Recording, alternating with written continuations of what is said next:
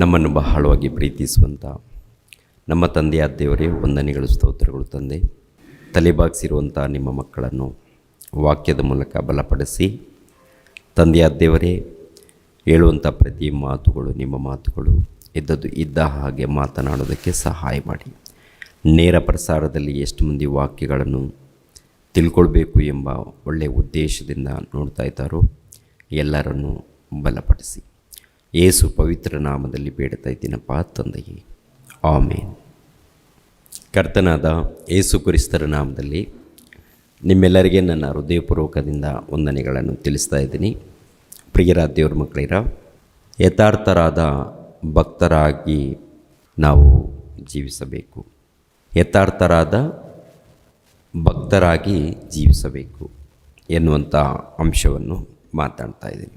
ಪರಿಶುದ್ಧ ಗ್ರಂಥದಲ್ಲಿ ಬರೆಯಲ್ಪಟ್ಟಿರುವಂಥ ಪ್ರತಿ ಮಾತುಗಳನ್ನು ಆಲೋಚನೆ ಮಾಡುವಾಗ ದೇವರು ನಮ್ಮಿಂದ ಎದುರು ನೋಡುವಂಥದ್ದು, ಪ್ರಿಯರಾದ ದೇವ್ರ ಮಕ್ಕಳಿರ, ಯಥಾರ್ಥವಾದಂಥ ಭಕ್ತಿ. ಭಕ್ತಿಯಲ್ಲಿ ಕಪಟ ಭಕ್ತಿ ಇಲ್ಲ ಮೂಢಭಕ್ತಿ, ಅದೇ ಪ್ರಕಾರ ಯಥಾರ್ಥವಾದಂಥ ಭಕ್ತಿ. ಈ ಕಪಟ ಭಕ್ತಿ ಇರುತ್ತೆ, ಮೂಢಭಕ್ತಿನೂ ಇರುತ್ತೆ. ಆದರೆ ದೇವರು ಎದುರು ನೋಡುವಂಥದ್ದು ಯಥಾರ್ಥವಾದಂಥ ಭಕ್ತಿಯನ್ನು ಎದುರು ನೋಡುವಂಥದ್ದು. ಅದು ದೇವರ ಮಕ್ಕಳಾಗಿರುವಂಥ ಪ್ರತಿ ಮನುಷ್ಯರಲ್ಲಿ ಕಾಣಬೇಕು. ಮೊದಲನೇದಾಗಿ ತಂದೆಯಾದ ದೇವರು ಇದ್ದಾರೆ ನೋಡಿ, ಅವರು ಪರಿಶುದ್ಧರು, ನೀತಿವಂತರು, ಯಥಾರ್ಥರು. ನಮ್ಮನ್ನು ಕೂಡ ಹಾಗೆಯೇ ಎದ್ದು ನೋಡ್ತಾ ಇದ್ದಾರೆ. ಒಂದು ಮಾತನ್ನು ವಾಕ್ಯದಲ್ಲಿ ಧ್ಯಾನಿಸೋಣ. ಧರ್ಮೋಪದೇಶ ಕಾಂಡ 32ನೇ ಅಧ್ಯಾಯ 4ನೇ ವಚನವನ್ನು ನೋಡಿ ಪ್ರಿಯರೇ. ಧರ್ಮೋಪದೇಶ ಕಾಂಡ 32ನೇ ಅಧ್ಯಾಯ 4ನೇ ವಚನವನ್ನು ನಾವು ನೋಡೋಣ. ನಮಗೆ ಶರಣನಾದ ದೇವರು ಮಾಡುವ ಕಾರ್ಯದಲ್ಲಿ ಯಾವ ಕುಂದು ಇಲ್ಲ. ಆತನು ನಡೆಸುವುದೆಲ್ಲ ನ್ಯಾಯ. ಆತನು ನಿರ್ವಂಚಕನಾದ ನಂಬಿಗಸ್ತ ದೇವರು. ನೀತಿಯುಳ್ಳವನು ಯಥಾರ್ಥನೂ ಆಗಿದ್ದಾನೆ. ನೀತಿಯುಳ್ಳವನು ಯಥಾರ್ಥನೂ ಆಗಿದ್ದಾನೆ. ನಂಬಿಗಸ್ತನು, ನೀತಿಯುಳ್ಳಾತನು, ಯಥಾರ್ಥನು, ಪರಿಶುದ್ಧನು, ಪ್ರೀತಿಯುಳ್ಳಾತನು ದೇವರು. ಇವಾಗ ದೇವರ ಒಂದು ಗುಣಗಳಿದೆ ನೋಡಿ, ಆ ಗುಣಗಳು ತನ್ನ ಭಕ್ತರಾಗಿರುವಂಥ ಪ್ರತಿ ಮಕ್ಕಳಲ್ಲಿ, ಪ್ರತಿ ಭಕ್ತರಲ್ಲಿ ಕಾಣಬೇಕು ಅನ್ನೋದೇ ದೇವರ ಪ್ರಾಮುಖ್ಯವಾದಂಥ ಉದ್ದೇಶ. ಯಾಕೆಂದರೆ ನಾವು ಪ್ರಾರ್ಥನೆಗೆ ಬಂದರೂ, ಇಲ್ಲ ಇನ್ನೊಂದು ಕಡೆ ಸಭೆಗೆ ಹೋದರೂ, ಇಲ್ಲಾಂದರೆ ವಾಕ್ಯಗಳನ್ನು ನಾವು ಧ್ಯಾನಿಸುವಾಗಲೂ, ಯಾವುದೇ ಆಗಿರಲಿ, ನಾವು ಕಲಿಬೇಕಾದಂಥದ್ದು ಇದು ಪ್ರಿಯರೇ. ನಾವು ವಾಕ್ಯಗಳನ್ನು ಓದುವಾಗಲೂ, ಇಲ್ಲ ಇನ್ನೊಂದು ಕಡೆ ನಾವು ಪ್ರಾರ್ಥನೆಗೆ ಹೋಗುವಾಗಲೂ, ಏನೇ ಆಗಲಿ, ಒಟ್ಟಲ್ಲಿ ನಾವು ಕಲಿಬೇಕಾದಂಥದ್ದು. ಯಾಕಂದರೆ ದೇವರು ನಮ್ಮಿಂದ ಎದುರು ನೋಡುವಂಥದ್ದು. ಆದರೆ ಈಗಿನ ಕಾಲದಲ್ಲಿ ಹಾಗಲ್ಲ. ಈಗಿನ ಕಾಲದಲ್ಲಿ ನಡೆಯುವಂಥದ್ದು ನೋಡುವಾಗ ನಾವು ಜ್ಞಾನ ಕಲ್ತಿದ್ದೀವಿ ಅಂತಾರೆ, ನಾವು ಬುದ್ಧಿ ಕಲ್ತಿದ್ದೀವಿ ಅಂತಾರೆ, ನಾವು ಏನೋ ಸಾಧನೆ ಮಾಡಿದ್ದೀವಿ ಅಂತಾರೆ. ದೇವರು ಎದುರು ನೋಡುವಂಥದ್ದು ಕಾಣದೆ ಹೋದರೆ ನಾವು ಏನು ಮಾಡಿದ್ರೂ ಕೂಡ ಪ್ರಯೋಜನ ಇಲ್ಲ, ಅದರಿಂದ ನಿಷ್ಪ್ರಯೋಜನವಾಗುತ್ತೆ. ಯಾಕೆಂದರೆ ದೇವರು ಎದುರು ನೋಡುವಂಥದ್ದು ಇಷ್ಟೇ, ಯಥಾರ್ಥವಾದಂಥ ಭಕ್ತಿ. ಅಂದರೆ ದೇವರಲ್ಲಿ ಇರುವಂಥ ಒಂದು ಗುಣ ಏನಿದೆಯೋ ಅದು ನಮ್ಮಲ್ಲಿ ಕಾಣಬೇಕು ಅನ್ನೋತಾನೆ. ಇಂಥ ಗುಣವುಳ್ಳವರು ಯಾರಾದರೂ ಕಂಡಿದ್ದಾರಾ ಬೈಬಲ್ ಗ್ರಂಥದಲ್ಲಿ ಅಂತ ನೋಡುವಾಗ ಕೆಲವರು ಭಕ್ತರು ಕಾಣ್ತಾರೆ. ಅದರಲ್ಲಿ ಒಬ್ಬ ಯೋಬನ ಬಗ್ಗೆ ಆಲೋಚನೆ ಮಾಡುವಾಗ, ಯೋಬನು ಇದನ್ನು ನೋಡಿ ಪ್ರಿಯರಾದ ದೇವರ ಮಕ್ಕಳಿರ. ಯೋಬನ ಗ್ರಂಥಕ್ಕೆ ಬನ್ನಿ. ಯೋಬನ ಗ್ರಂಥ 1ನೇ ಅಧ್ಯಾಯ 8ನೇ ವಚನವನ್ನು ನೋಡೋಣ. ಆಗ ಯೆಹೋವನು, ನನ್ನ ದಾಸನಾದ ಯೋಬನ ಮೇಲೆ ಗಮನವಿಟ್ಟಿಯ. ಅವನು ದೇವರಲ್ಲಿ ಭಯಭಕ್ತಿಯುಳ್ಳವನಾಗಿ ಕೆಟ್ಟದ್ದನ್ನು ನಿರಾಕರಿಸುತ್ತಾ ನಿರ್ದೋಷಿಯೂ ಯಥಾರ್ಥ ಚಿತ್ತನೂ ಆಗಿದ್ದಾನೆ. ಅವನಿಗೆ ಸಮಾನನು ಭೂಲೋಕದಲ್ಲಿ ಎಲ್ಲಿಯೂ ಸಿಕ್ಕುವುದಿಲ್ಲ ಎಂದು ಸೈತಾನನಿಗೆ ಹೇಳಿದನು. ಅಂದರೆ ಮೇಲ್ಗಡೆ ವಚನವೆಲ್ಲ ಗಮನಿಸುವಾಗ ಊಚು ದೇಶ ಎನ್ನುವಂಥದ್ದು ಒಂದಿದೆ. ಈ ಊಚು ದೇಶದಲ್ಲಿ ಶ್ರೀಮಂತನಾಗಿರುವಂಥ ಭಕ್ತನು ನೋಡುವಾಗ ದೊಡ್ಡ ಶ್ರೀಮಂತನು, ಅಂಥ ದೊಡ್ಡ ಶ್ರೀಮಂತನು ಆ ದೇಶದಲ್ಲಿ ಎಲ್ಲೂ ಇಲ್ಲ, ಶ್ರೀಮಂತನು. ಎರಡನೇದಾಗಿ ಭಕ್ತನು, ಎಂತಹ ಭಕ್ತನು ಅಂತ ನೋಡುವಾಗ ದೇವರು ಮೆಚ್ಚುವಂಥ ಭಕ್ತನು. ಆ ಭಕ್ತಿಯಲ್ಲಿ ಕಪಟ ಇಲ್ಲ, ಆ ಭಕ್ತಿಯಲ್ಲಿ ವೇಷಧಾರಣೆ ಇಲ್ಲ. ಯಥಾರ್ಥವಾದಂಥ ಭಕ್ತಿ, ಯಥಾರ್ಥವಾದಂಥ ಭಕ್ತಿ ಇರುವುದರಿಂದ ತಂದೆಯಾದ ದೇವರು ಪರಿಚಯ ಮಾಡುವಂಥದ್ದು, ತಂದೆಯಾದ ದೇವರು ಪರಿಚಯ ಮಾಡುವಂಥದ್ದು. ಭೂಲೋಕದಲ್ಲಿ ಇಂಥ ಮನುಷ್ಯನು ಅಂದರೆ ಈತನಿಗೆ ಸಮಾನನು ಯಾರೂ ಇಲ್ಲ. ಒಂದು ವೇಳೆ ಇದ್ದರೆ ಸ್ವಲ್ಪ ಭಕ್ತಿಯಲ್ಲಿ ಇದ್ದವರಿದ್ದಾರೆ, ಇಲ್ಲ ಅಂತ ನಾನು ಹೇಳ್ತಾ ಇಲ್ಲ. ಆದರೆ ಇಷ್ಟೊಂದು ಯಥಾರ್ಥವಾದಂಥ ಭಕ್ತಿಯಲ್ಲಿ ಇದ್ದವರು ಯಾರೂ ಇಲ್ಲ ಅಂಥೇಳಿ ಪರಿಚಯ ಮಾಡುವಂಥದ್ದು. ಆವಾಗ ಸೈತಾನನು ದೇವರು ಹೇಳಿರುವಂಥ ಮಾತೇನಂತ ನೋಡುವಾಗ, ದೇವರೇ ನೀವು ಒಳ್ಳೆ ರೀತಿಯಲ್ಲಿ ಕಾಪಾಡ್ತಾ ಇದ್ದೀರಾ. ಆತನ ವ್ಯಾಪಾರ ಮಾಡಿದ್ರು, ಇಲ್ಲ ಕೆಲಸ ಮಾಡಿದ್ರು, ಯಾವುದೇ ವಿಷಯದಲ್ಲಿ ನೀವು ಅಭಿವೃದ್ಧಿ ಮಾಡಿದ್ದೀರಾ, ಎಲ್ಲಿ ನೀವು ಕಡಿಮೆ ಮಾಡಿಲ್ಲ. ಆಗಿರುವಾಗ ನಿಮ್ಮನ್ನು ಯಥಾರ್ಥವಾಗಿ ಪ್ರೀತಿಸದೇ ಇರ್ತಾನ? ಯಾಕೆಂದರೆ ನೀವು ಒಳ್ಳೆ ರೀತಿಯಲ್ಲಿ ಕಾಪಾಡ್ತಾ ಇದ್ದೀರಾ, ಮಕ್ಕಳ ವಿಷಯದಲ್ಲಿ ಅಭಿವೃದ್ಧಿ. ಅದೇ ಪ್ರಕಾರ ಆತನು ಏನಾದರೂ ವ್ಯವಸಾಯ ಮಾಡುವಾಗಲೂ ಇಲ್ಲ ಕೆಲಸ ಮಾಡುವಾಗಲೂ ಎಲ್ಲ ವಿಷಯದಲ್ಲಿ ನೀವು ಕೊಟ್ಟಿದ್ದೀರಾ, ಒಳ್ಳೆ ರೀತಿಯಿಂದ ನೀವು ಸಹಾಯ ಮಾಡ್ತಾ ಇದ್ದೀರಾ. ಆಗಿರುವಾಗ ಭಕ್ತನು ಅಂದರೆ ಯೋಬನು ದೊಡ್ಡದಾಗಿ ಏನು ನಿಮ್ಮನ್ನು ಕೊಂಡಾಡೋ ದೊಡ್ಡ ಕೆಲಸ ಅಲ್ಲ.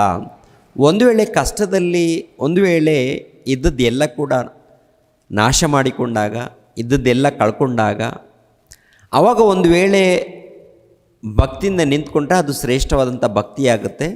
ಬೇಕಾದರೆ ನೀವು ನನಗೆ ಕೊಟ್ಟು ನೋಡಿ, ನಿಮ್ಮನ್ನು ದೂಷಿಸ್ತಾನೆ ಇಲ್ವೋ ನೀವೇ ಗಮನಿಸ್ರಿ, ಬೇಕಾದರೆ ಎಲ್ಲವನ್ನು ತೆಗಿರಿ, ಆತನಿಗೆ ಏನೇನು ಕೊಟ್ಟಿದ್ದೀರಾ, ಆಸ್ತಿಯಾಗಿರ್ಬೋದು, ಇಲ್ಲಾಂದರೆ ಅಧಿಕಾರ ಆಗಿರ್ಬೋದು, ಏನೇನಿದೆಯೋ ಎಲ್ಲವನ್ನು ನೀವು ತೆಗೆದುಹಾಕ್ರಿ, ಖಂಡಿತವಾಗಿ ಆ ಭಕ್ತಿ ಇರೋದಿಲ್ಲ, ಎಲ್ಲ ಕೂಡ ವೇಷಧಾರಣೆ ಇದೆ ಅಂತ ಹೇಳಿ ದೇವರಿಗೆ ಸೈತಾನನು ಉತ್ತರ ಕೊಟ್ಟಾಗ, ಪ್ರಿಯರ ದೇವ್ರ ಮಕ್ಕಳಿರ ನೋಡಿ 9ನೇ ವಚನವನ್ನು ನಾವು ನೋಡೋಣ.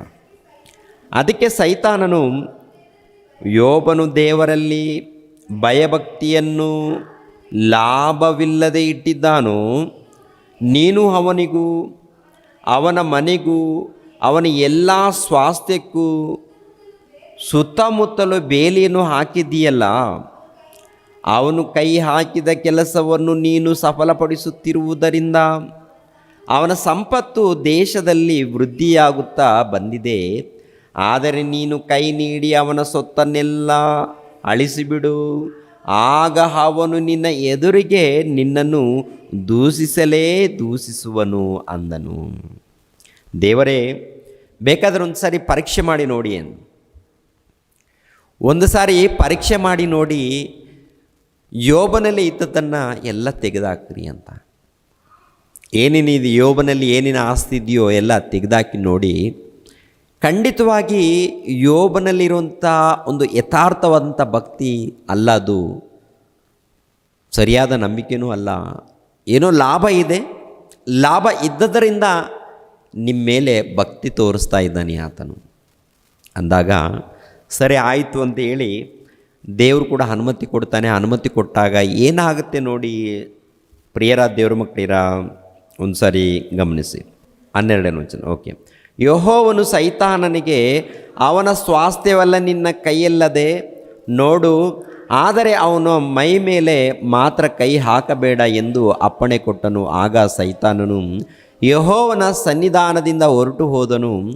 ಒಂದಾನೊಂದು ದಿವಸದಲ್ಲಿ ಯೋಬನ ಗಂಡು ಹೆಣ್ಣು ಮಕ್ಕಳು ಹಿರಿಯವನ ಮನೆಯಲ್ಲಿ ಉಂಡು ಕುಡಿಯುತ್ತಿರುವಾಗ ಒಬ್ಬ ದೂತನು ಯೋಬನ ಬಳಿಗೆ ಬಂದು, ನೀನು ಎತ್ತುಗಳು ಹೂಳುತ್ತಾ ಅವುಗಳ ಹತ್ತಿರ ಕತ್ತೆಗಳು ಮೇಯುತ್ತಾ ಇರುವಲ್ಲಿ ಶೇಬಾದವರು ಅವುಗಳ ಮೇಲೆ ಬಿದ್ದು ಒಡೆದುಕೊಂಡು ಹೋದರು. ಶೇಬಾದವರು ಅಂದರೆ ಶೇಬಾ ದೇಶದವರು ಬಂದಿದ್ದಾರೆ. ಬಂದು ಏನು ಮಾಡಿದ್ದಾರೆ, ಅವುಗಳ ಮೇಲೆ ಅಂದರೆ ಎತ್ತುಗಳನ್ನು ಇಲ್ಲ ಕತ್ತೆಗಳನ್ನು ಏನೇನಿದೆ ಎಲ್ಲವನ್ನು ಕೂಡ ಎಳ್ಕೊಂಡು ಹೋಗಿದ್ದಾರೆ. ಎಲ್ಲವನ್ನು ಕೂಡ ಮುತ್ತಿಗೆ ಹಾಕಿ ಎಳ್ಕೊಂಡು ಹೋಗಿದ್ದಾರೆ ಶೇಬಾ ದೇಶದವರು ಬಂದು ಅಂತ. ಈ ಮಾತನ್ನೇ ಹೇಳಿದಾಗ ಪ್ರಿಯರ ದೇವ್ರ ಮಕ್ಕಳಿರ ಆಲೋಚನೆ ಮಾಡ್ತಾ ಇದ್ದಾನೆ. ಅಷ್ಟರೊಳಗಡೆ ಇನ್ನೊಬ್ಬನು ಬಂದು ಏನು ಹೇಳ್ತಾ ಇದ್ದಾನೆ ನೋಡಿ, 16ನೇ ವಚನ. ಅವನು ಮಾತನಾಡುತ್ತಿರುವಾಗಲೇ ಮತ್ತೊಬ್ಬನು ಬಂದು, ದೇವರ ಬೆಂಕಿ ಆಕಾಶದಿಂದ ಬಿದ್ದು ಕುರಿಗಳನ್ನು ಆಳುಗಳನ್ನು ದಹಿಸಿ ನುಂಗಿಬಿಟ್ಟಿದೆ. ಇದನ್ನು ತಿಳಿಸುತ್ತಿರುವ ನಾನೊಬ್ಬನೇ ತಪ್ಪಿಸಿಕೊಂಡು ಉಳಿದಿದ್ದೇನೆ ಅಂದನು. ಅಂದರೆ ಪರಲೋಕದಲ್ಲಿ ದೇವರ ಬಳಿಯಲ್ಲಿ ಹಾಗೂ ಸೈತನ ಬಳಿಯಲ್ಲಿ ನಡೆದಿರುವಂಥ ಒಂದು ಮಾತುಗಳಿದೆಯಲ್ಲ, ಅದು ಯೋಬನಿಗೆ ಗೊತ್ತಿಲ್ಲ ರೀ. ಯೋಬನಿಗೆ ಗೊತ್ತಿಲ್ಲ. ಇಲ್ಲಿ ಏನು ತಂದೆಯಾದ ದೇವರು ಸೈತಾನನ ಬಳಿಯಲ್ಲಿ ಮಾತನಾಡಿರುವಂಥ ವಿಷಯವನ್ನು ಅಷ್ಟು ಮಾತ್ರ ಇಲ್ಲಿ ಬರೆಯಲ್ಪಟ್ಟಿದೆ. ಈ ಯೋಬನ ವಿಷಯದಲ್ಲಿ ಪ್ರಿಯರ ದೇವ್ರ ಮಕ್ಕಳಿರ ದೇವರ ಬಳಿಯಲ್ಲಿ ಅಲ್ಲಿ ವಿಚಾರ ನಡೀತಾ ಇದೆ. ಅಲ್ಲಿ ಸೈತಾನನಿಗೂ ದೇವರಿಗೂ ನಡೆದಾಗ ದೇವರ ಮೂಲಕ ಸೈತಾನನು ಅನುಮತಿಯನ್ನು ಪಡೆದುಕೊಂಡು ಬಂದು ಅಂದರೆ ದೇವರ ಮೂಲಕ ಸೈತಾನನು ಅನುಮತಿ ಪಡೆದುಕೊಂಡು ಬಂದು ಯೋಬನ ಮೇಲೆ ಒಂದು ಪ್ರಯೋಗ. ಮೊದಲನೇದಾಗಿ ದನಗಳು, ಆಮೇಲೆ ಏನ್ರಿ ಕತ್ತೆಗಳು, ಇವು ನಾಶವಾಗುತ್ತೆ. ಅಂದರೆ ಬಡ್ಕೊಂಡು ಹೋಗ್ತಾರೆ, ಎಳ್ಕೊಂಡು ಹೋಗುವಂಥದ್ದು. ಆಗಿನ ಕಾಲದಲ್ಲಿ ಆಸ್ತಿ ಅಂದರೆ ಪ್ರಿಯರ ದೇವ್ರ ಮಕ್ಕಳಿರ ಪಶುಗಳು, ಇಲ್ಲ ಕುರಿಗಳು, ಒಂಟೆಗಳು ಇವೇನೇನಿದೆಯೋ ಇವನ್ನೇ ಜಾಸ್ತಿಯಾಗಿ ಸಂಪಾದನೆ ಮಾಡಿಕೊಳ್ಳುವಂಥದ್ದು. ಹೆಚ್ಚಾಗಿ ಸಂಪಾದನೆ ಕುರಿಗಳು, ಮೇಕೆಗಳು, ಪಶುಗಳು, ಒಂಟೆಗಳು, ಕುದುರೆಗಳು ಇವೆಲ್ಲ ಸಂಪಾದನೆ ಮಾಡಿಕೊಂಡಿರುವಂಥದ್ದು. ಇವೆಲ್ಲ ಕೂಡ ಏನಾಗ್ತಾ ಇದೆ ಅಂತ ನೋಡುವಾಗ ಏನ್ರಿ, ಕೆಲವರು ದೇಶದವ್ರು ಬಂದಿದ್ದಾರೆ, ಹೇಳ್ಕೊಂಡು ಹೋಗಿದ್ದಾರೆ. ಆನಂತರ ಬೆಂಕಿ ಬಂದು ಅವರು ಇರುವಂಥ ಯಾರು 16ನೇ ವಚನದಲ್ಲಿ ನಾವು ನೋಡ್ತಾ ಇದ್ದೀವಿ, ಅವನು ಮಾತನಾಡುತ್ತಿರುವಾಗಲೇ ಮತ್ತೊಬ್ಬನು ಬಂದು ದೇವರ ಬೆಂಕಿ ಆಕಾಶದಿಂದ ಬಿದ್ದು ಕುರಿಗಳನ್ನು ಆಳುಗಳನ್ನು ದಹಿಸಿ ನುಂಗಿಬಿಟ್ಟಿದೆ. ಕುರಿಗಳನ್ನು ಆಳುಗಳನ್ನು, ಎಷ್ಟು ಬಹಳ ಕುರಿಗಳಿದೆ. ಬಹಳ ಕುರಿಗಳಂತ ನೋಡುವಾಗ ಪ್ರಿಯರ ದೇವ್ರ ಮಕ್ಕಳಿರ 100 ಕುರಿಗಳು 200 ಕುರಿಗಳಲ್ಲ, 7,000 ಕುರಿಗಳಿದ್ದಾಗ 7,000 ಕುರಿಗಳನ್ನು ಮತ್ತು ಮೇಯಿಸುವವರು ಇರ್ತಾರಲ್ವ, ಕಾಯುವವರು, ಅವರು ಸತ್ತೋಗಿದ್ದಾರೆ, ಕುರಿಗಳು ಸತ್ತೋಗಿದೆ. ಹೇಗಿರ್ಬೋದು ಒಂದು ಸರ್ ನೀವು ಯೋಚನೆ ಮಾಡಿ. 1-2 ಕುರಿಗಳು ಸತ್ತೋದರೆ ನಾವು ತುಂಬ ಗಲಿಬಿಲಿಯಲ್ಲಿ ಇರ್ತೀವಿ ಪ್ರಿಯ. ಆಲ್ರೆಡಿ ಸೇಬಾ ದೇಶದವರು ಯಾರು ಬೇರೆ ದೇಶದವರು ಬಂದು ಇವರನ್ನು, ಅಂದರೆ ಇವು ಯಾರು ಯೋಬನ ಆಸ್ತಿಯನ್ನು ಮುತ್ತಿಗಿಡಿದು ತೊಗೊಂಡು ಹೋಗ್ತಾ ಇದ್ದಾನೆ. ದೇವರ ಕೊಟ್ಟಿದ್ದಾನ, ದೇವರ ಒಪ್ಪಿಸಿದಾನ ಅಂತ ನೋಡುವಾಗ ದೇವರು ಒಪ್ಪಿಸಿದ್ದಾನೆ. ಯಾಕೆಂದರೆ ಕೆಲವು ಮಾತುಗಳಿರುತ್ತೆ, ಕೆಲವು ವಚನಗಳು ಹೇಗಿರುತ್ತೆ ಅಂತ ನೋಡುವಾಗ ಯಥಾರ್ಥರನ್ನು ತಂದೆಯಾದ ದೇವರು ಜೊತೆಯಲ್ಲಿದ್ದು ಕಾಪಾಡ್ತಾನಂತ ಇರುತ್ತೆ. ಯಾರನ್ನು? ಯಥಾರ್ಥರನ್ನು, ಇಲ್ಲ ಯಥಾರ್ಥವಾದಂಥ ಭಕ್ತಿಯುಳ್ಳವರನ್ನು ದೇವರ ಜೊತೆಯಲ್ಲಿದ್ದು, ಅಂದರೆ ತನ್ನ ದೂತರನ್ನು ಕಾವಲಿಗಿಟ್ಟು ಕಾಪಾಡ್ತಾನೆ ಅನ್ನುವಂಥದ್ದು ಇರುತ್ತೆ. ಆಗಿರುವಾಗ ಇವಾಗ ಯೋಬನ್ನು ನೋಡುವಾಗ ಯಥಾರ್ಥನಲ್ವ, ಯಥಾರ್ಥನಾಗಿರುವಂಥ ಈತನನ್ನು ಕಾಪಾಡಿದ್ದಾನ ಅಥವಾ ಇದ್ದದ್ದನ್ನು ಇನ್ನೊಬ್ಬರು ಕೊಡ್ತಾ ಇದ್ದಾನ? ಇದ್ದದ್ದನ್ನು ಅಂದರೆ ಆತನಲ್ಲಿ ಇರುವಂಥದ್ದನ್ನು ಇನ್ನೊಬ್ಬರಿಗೆ ಒಪ್ಪಿಸುವಂಥದ್ದು. ಮತ್ತು ದೇವರು ಕಾಪಾಡ್ತಾ ಇದ್ದಾನೆ ಇಲ್ವಂತ ನೋಡುವಾಗ ದೇವರು ಯಾವತ್ತಿಗೂ ಕೈ ಬಿಡಲ್ಲ. ದೇವರು ಕಾಪಾಡ್ತಾರೆ. ಆದರೆ ಅಲ್ಲಿ ಏನಪ್ಪ ಅಂದರೆ ಪ್ರತ್ಯೇಕವಾಗಿ ಯೋಬನ ವಿಷಯದಲ್ಲಿ ಪರೀಕ್ಷೆ ನಡೀತಾ ಇದೆ. ಯೋಬನ ವಿಷಯದಲ್ಲಿ ದೇವರು ಪರೀಕ್ಷೆ ಮಾಡ್ತಾ ಇದ್ದಾನೆ. ಸೈತಾನನು ಶೋಧನೆ ಕೊಡುವಂಥದ್ದು, ಅದು ಸೈತಾನನು ಕೊಡುವಂಥದ್ದು ಶೋಧನೆ, ದೇವರು ಮಾಡುವಂಥದ್ದು ಪರೀಕ್ಷೆ. ದೇವರು ಮಾಡುವಂಥದ್ದು ಪರೀಕ್ಷೆ, ಸೈತಾನನು ಕೊಡುವಂಥದ್ದು ಶೋಧನೆ.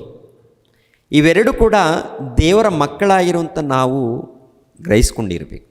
ಅಂದರೆ ನಾವು ಯಥಾರ್ಥರಾಗಿ ಭಕ್ತರಾಗಿ ಜೀವಿಸುವಾಗ,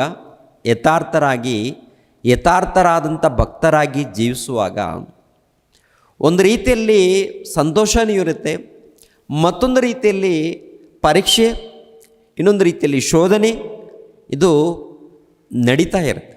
ನಡೆಯುವಾಗ ನಾವು ಯಾವ ರೀತಿ ಜೀವಿಸಬೇಕು, ನಾವು ಯಾವ ರೀತಿ ಕಾಲವನ್ನು ಕಳಿಬೇಕು, ನಾವು ಹೇಗೆ ಈ ಲೋಕದಲ್ಲಿ ಜೀವಿಸಬೇಕು ಅನ್ನೋದನ್ನು ಬೇಕು. ಯಾಕೆಂದರೆ ನಾವು ಪ್ರಿಯರ ದೇವ್ರ ಮಕ್ಕಳಿರ ಈ ಸಮಾಜದಲ್ಲಿ ನೋಡಬೇಕು, ಒಬ್ಬೊಬ್ಬರು ಒಂದೊಂದು ರೀತಿಯಲ್ಲಿ ಇರ್ತಾರೆ. ಸಭೆಯಲ್ಲಿ ಆಲೋಚನೆ, ಯಾಕೆಂದರೆ ಸಭೆಯಲ್ಲಿ ನಾವೆಲ್ಲರೂ ಕೂಡ ಏಕ ಅಭಿಪ್ರಾಯದಿಂದ ದೇವರ ಆಲೋಚನೆಯಿಂದನೇ ನಾವು ಹೋಗಬೇಕಾಗುತ್ತೆ. ದೇವರ ಆಲೋಚನೆ ಇರಬೇಕು. ಕೆಲವರು ಏನು ಮಾಡ್ತಾರೆ ಅಂದರೆ ಗಲಿಬಿಲಿ ಮಾಡ್ತಾ ಇರ್ತಾರೆ, ಇಲ್ಲ ಚಾಡಿಗಳು ಹೇಳ್ತಾ ಇರ್ತಾರೆ, ಇಲ್ಲಾಂದರೆ ಗೊಂದಲವನ್ನು ಉಂಟು ಮಾಡ್ತಾ ಇರ್ತಾರೆ. ಇವೆಲ್ಲ ಇದ್ದಾಗ ಅಂಥವ್ರನ್ನ ನಾವು ಗಮನಿಸಿ ಏನು ಮಾಡಬೇಕು, ನಾವು ಅವ್ರಿಗೋಸ್ಕರ ನಾವು ಪ್ರಾರ್ಥನೆ ಮಾಡಬೇಕು, ಅವ್ರಿಗೋಸ್ಕರ ನಾವು ಪ್ರಾರ್ಥನೆ ಮಾಡ್ಕೊಂಡು ಹೋಗ್ತಾ ಇರಬೇಕು. ಎರಡನೇದಾಗಿ ದೇವರ ವಾಕ್ಯವನ್ನು ತಿಳಿಸ್ತಾ ಇರಬೇಕು ಪ್ರಿಯರೇ. ಯಾಕೆಂದರೆ ಯಥಾರ್ಥರಾದಂಥ ಭಕ್ತರಾಗಿ ನಾವು ಕಾಣಬೇಕಂದ್ರೆ, ದೇವರು ಮೆಚ್ಚುವಂಥ ಭಕ್ತರಾಗಿ ನಾವು ಕಾಣಬೇಕಂದ್ರೆ ಪ್ರಿಯರ ದೇವ್ರ ಮಕ್ಕಳಿರ ಹಾಗೆ ನಾವು ನಡ್ಕೊಳ್ಬೇಕು. ಇವಾಗ ದೇವರು ಯೋಬನನ್ನು ಕುರಿತು ಸಾಕ್ಷಿ ಹೇಳುವಂಥದ್ದು ನೋಡುವಾಗ ಅದ್ಭುತ ರೀ. ಯೋಬನ ಬಗ್ಗೆ ಸಾಕ್ಷಿ ಹೇಳ್ತಾ ಇದ್ದಾರೆ. ಅದು ಎಷ್ಟು ಅದ್ಭುತವಾದಂಥ ಮಾತು. ಆಲೋಚನೆ ಮಾಡುವಾಗ ಯೋಬನನ್ನು ಮೆಚ್ಚಿಕೊಂಡಿದ್ದಾನೆ. ಯೋಬನಲ್ಲಿ ಕಪಟ ಆಗಿರ್ಬೋದು, ವೇಷಧಾರಣೆ ಆಗಿರ್ಬೋದು, ಇಲ್ಲಾಂದರೆ ಯಾವುದೇ ಆಗಿರ್ಬೋದು, ಕೆಟ್ಟತನ ಆ ಮನುಷ್ಯನಲ್ಲಿ ಇಲ್ಲ ರೀ. ಯಾಕೆಂದರೆ ದೇವರೇ ಹೇಳ್ತಾ ಇದ್ದಾನೆ ನೋಡಿ, 8ನೇ ವಚನದಲ್ಲಿ ನೋಡಿದ್ದೀವಿ, ಒಂದು ಸಾರಿ ಗಮನಿಸ್ರಿ. 8ನೇ ವಚನದಲ್ಲಿ ಯೋಬನ ಗ್ರಂಥ 1ನೇ ಅಧ್ಯಾಯ. ನನ್ನ ದಾಸನಾದ ಯೋಬನ ಮೇಲೆ ಗಮನವಿಟ್ಟಿಯಾ, ಅವನು ದೇವರಲ್ಲಿ ಭಯಭಕ್ತಿಯುಳ್ಳವನಾಗಿ ಕೆಟ್ಟದ್ದನ್ನು ನಿರಾಕರಿಸುತ್ತಾ ನಿರ್ದೋಷಿಯು ಯಥಾರ್ಥ ಚಿತ್ತನೂ ಆಗಿದ್ದಾನೆ.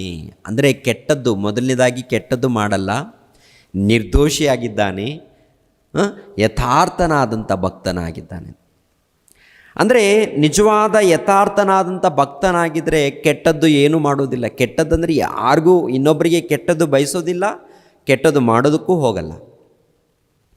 ಕೆಟ್ಟದನ್ನು ಬಯಸುವವನೇ ಅಂತ ನೋಡಿ, ಅವನು ಭಕ್ತನಲ್ಲ. ಒಂದು ವೇಳೆ ಲೋಕದ ಜ್ಞಾನ ಕಲ್ತಿರ್ಬೋದು, ಇಲ್ಲ ಸ್ವಲ್ಪ ಜ್ಞಾನ ತಿಳಿದಿರ್ಬೋದು, ಆದರೆ ದೇವರಲ್ಲಿ ಭಯಭಕ್ತನು ಯಥಾರ್ಥನು ಅಂದಾಗ ಅವನು ಏನು ಮಾಡ್ತಾನೆ? ಇನ್ನೊಬ್ಬರಿಗೆ ಒಳ್ಳೆಯದನ್ನೇ ಮಾಡ್ತಾನೆ, ಇನ್ನೊಬ್ಬರಿಗೆ ಒಳ್ಳೆಯದನ್ನೇ ಬಯಸ್ತಾನೆ, ಒಳ್ಳೆಯದು ಮಾಡ್ತಾನೆ, ಒಳ್ಳೆಯದನ್ನು ಬಯಸ್ತಾನೆ. ನಿಜವಾದ ಯಥಾರ್ಥವಾದಂಥ ಭಕ್ತನು. ಅಂತಹ ಭಕ್ತನ ವಿಷಯದಲ್ಲಿ ಲೋಕದಲ್ಲಿ ನಡೆಯುವಂಥದ್ದು ಏನಪ್ಪ ಅಂತ ನೋಡುವಾಗ, ದೇವರ ಮೂಲಕ ಪರೀಕ್ಷೆ ನಡೆಯುತ್ತೆ, ಸೈತಾನನ ಮೂಲಕ ಶೋಧನೆ ಇರುತ್ತೆ. ಪರೀಕ್ಷೆ ಶೋಧನೆ ಇದ್ದಾಗ ಈ ಲೋಕದಲ್ಲಿ ಕಷ್ಟ ಎನ್ನುವುದು ಪ್ರಾರಂಭವಾಗುತ್ತೆ. ಪರೀಕ್ಷೆ ಶೋಧನೆ ಇದ್ದಾಗ, ಸೈತಾನನ ಮೂಲಕ ಶೋಧನೆ, ದೇವರ ಮೂಲಕ ಪರೀಕ್ಷೆ ಇದ್ದಾಗ ಏನು ನಡೆಯುತ್ತೆ ಅಂತ ನೋಡುವಾಗ, ಈ ಲೋಕದಲ್ಲಿ ಪ್ರಿಯರ ದೇವ್ರ ಮಕ್ಕಳಿರ ಏನ್ರಿ ಕಷ್ಟಗಳಿರುತ್ತೆ. ಅದು ಯಾವ ರೀತಿ ಕಷ್ಟ ಅಂತ ನೋಡುವಾಗ ನೋಡಿ, ಒಂದು ಮೊದಲನೇದಾಗಿ ಯೋಬನಿಗಿರುವಂಥ ಆಸ್ತಿ ಎಲ್ಲ ಕೂಡ ಹೊರಟೋಗುತ್ತಾ ಅಂತ ನೋಡುವಾಗ ಎಲ್ಲ ಕೂಡ ಹೊರಟೋಗುತ್ತೆ. ದೇವರೇ ಒಪ್ಪಿಸ್ತಾರೆ, ದೇವರೇ ಕೊಡುವಂಥದ್ದು, ದೇವರು ಕೊಟ್ಟಿದ್ದಾರೆ, ದೇವರು ಮತ್ತೆ ಬೇರೆಯವ್ರಿಗೆ ಒಪ್ಪಿಸ್ತಾರೆ. ಆಮೇಲೆ ಯಾಕೆ ಅಂತ ನೋಡುವಾಗ ಯೋಬನ ವಿಷಯದಲ್ಲಿ ಒಂದು ಪರೀಕ್ಷೆ ನಡೆಯುತ್ತೆ. ಕೊನೆಯದಾಗಿ ಮಕ್ಕಳು ಕೂಡ ಸತ್ತೋಗ್ತಾರೆ ಅಂತ ನೋಡುವಾಗ ಕೆಳಗಡೆ ಮಾತು 18ನೇ ವಚನ. ಸಂಗಡಲೇ ಬೇರೊಬ್ಬನು ಬಂದು, ನಿನ್ನ ಕುಮಾರರು ಕುಮಾರ್ತೆಯರು ತಮ್ಮ ಅಣ್ಣನ ಮನೆಯಲ್ಲಿ ಉಂಡು ಕುಡಿಯುತ್ತಿರುವಾಗ ಇಗೋ ಅರಣ್ಯದ ಕಡೆಯಿಂದ ಬಿರುಗಾಳಿಯು ಬೀಸಿ ಮನೆಯ 4 ಮೂಲೆಗಳಿಗೆ ಬಡಿಯಿತು, ಮನೆಯು ಯೌವನಸ್ಥರ ಮೇಲೆ ಬಿದ್ದಿತು, ಸತ್ತು ಹೋದರು. ಇದನ್ನು ತಿಳಿಸುತ್ತಿರುವ ನಾನೊಬ್ಬನೇ ತಪ್ಪಿಸಿಕೊಂಡು ಉಳಿದಿದ್ದೇನೆ ಅಂದನು. ಅಂದರೆ ಕುರಿಗಳಾಗಿರ್ಬೋದು, ಆನಂತರ ಪಶುಗಳಾಗಿರ್ಬೋದು, ಕತ್ತೆಗಳಾಗಿರ್ಬೋದು, ಒಂಟೆಗಳಾಗಿರ್ಬೋದು, ಏನೇನಿದೆಯೋ ಎಲ್ಲವನ್ನು ಕೂಡ ಏನಾಗುತ್ತೆ ಅಂತ ನೋಡುವಾಗ ನಾಶವಾಗುತ್ತೆ. ಕೊನೆ ಪಕ್ಷದಲ್ಲಿ ಮಕ್ಕಳು ಕೂಡ ಸತ್ತೋಗ್ತಾರೆ. ಮಕ್ಕಳು ಕೂಡ ಸತ್ತೋದಾಗ ಪ್ರಿಯರ ದೇವ್ರ ಮಕ್ಕಳಿರ ಯೋಬನ ಮಾತಲ್ಲಿ ಬಂದಿರುವಂಥದ್ದು ಒಂದು ಸಾರಿ ನೋಡೋಣ. 20ನೇ ವಚನ. ಆಗ ಯೋಬನು ಎದ್ದು ಮೇಲಂಗಿಯನ್ನು ಹರಿದುಕೊಂಡು ತಲೆ ಬೋಳಿಸಿಕೊಂಡು ನೆಲದಲ್ಲಿ ಅಡ್ಡ ಬಿದ್ದು ನಮಸ್ಕರಿಸಿ, ಏನು ಇಲ್ಲದವನಾಗಿ ತಾಯಿಯ ಗರ್ಭದಿಂದ ಬಂದೆನು, ಏನು ಇಲ್ಲದವನಾಗಿಯೇ ಗತಿಸಿ ಹೋಗುವೆನು. ಯೆಹೋವನೇ ಕೊಟ್ಟನು, ಯೆಹೋವನೇ ತೆಗೆದುಕೊಂಡನು, ಯೆಹೋವನ ನಾಮಕ್ಕೆ ಸ್ತೋತ್ರವಾಗಲಿ ಎಂದು ಹೇಳಿದನು. ಯೆಹೋವನ ನಾಮಕ್ಕೆ ಸ್ತೋತ್ರವಾಗಲಿ ಅಂತ ಹೇಳಿದ್ದಾನೆ. ಇವಾಗ ಹೇಳಿ ಪ್ರಿಯರ ದೇವ್ರ ಮಕ್ಕಳಿರ, ಯೋಬನಿಗೆ ಬಂತ ಪರೀಕ್ಷೆ ಶೋಧನೆ ದೊಡ್ಡದಾ ಚಿಕ್ಕದ? ಅದನ್ನು ನಮ್ಮ ಕೈಯಲ್ಲಿ ಆಗುತ್ತಾ? ನಿಜವಾಗ್ಲೂ ನಮ್ಮಲ್ಲಿ ಯಥಾರ್ಥವಾದಂಥ ಭಕ್ತಿ ಇದ್ದರೆ ತಡ್ಕೊಳಕ್ಕಾಗತ್ತೆ. ನಿಜವಾದ ಯಥಾರ್ಥವಾದಂಥ ಭಕ್ತಿ ಇದ್ದರೆ ಏನಾಗುತ್ತೆ ಹೇಳಿ? ನಿಜವಾಗ್ಲೂ ನಾವು ಹೃದಯದಲ್ಲಿ ದೇವರಿಗೆ ಸ್ಥಾನ ಕೊಟ್ಟು ದೇವರು ಇಷ್ಟಪಡುವಂಥ ರೀತಿಯಲ್ಲಿ ನಡೆ ನುಡಿ ಭಕ್ತಿ ನಂಬಿಕೆ ಇವೆಲ್ಲ ಇದ್ದಾಗ ಏನು ಬಂದರು ಅಂದರೆ ಪಕ್ಕದಲ್ಲಿ ಭೂಕಂಪ ಆದರೂ ಏನಾದರೂ ಕೂಡ ದೇವ್ರು ಕೊಟ್ಟಿದ್ದಾರೆ, ದೇವ್ರು ತೊಗೊಂಡಿದ್ದಾರೆ, ದೇವ್ರ ಸ್ತೋತ್ರವಾಗಲಿ ಅಂತ ಯೋಬನು ಹೇಳಿದ ರೀತಿಯಲ್ಲೇ ನಾವು ಮಾತಾಡ್ತೇವೆ. ಯೋಬನು ಹೇಳುವಂಥ ರೀತಿಯಲ್ಲಿ ಭೂಮಿ ಮೇಲೆ ಆಸ್ತಿ ನೋಡಿ, ಭೂಮಿಯ ಮೇಲೆ ಅಂತಸ್ತು ನೋಡಿ, ಭೂಮಿ ಮೇಲೆ ಇರುವಂಥ ಒಂದು ಹೊರನೋಟವನ್ನು ನೋಡಿ, ಇವೆಲ್ಲ ನೋಡಿ ಮನುಷ್ಯನು ಸುಖ ಪಡಲ್ಲ, ಮನುಷ್ಯನು ಏನ್ರಿ ಖುಷಿ ಪಡೋದಿಲ್ಲ ರೀ. ಇದ್ರ ಬಗ್ಗೆ ಅಲ್ಲ, ಇಂಥ ಅದ್ಭುತವಾದಂಥ ದೇವರು ನಮಗೆ ಜ್ಞಾನ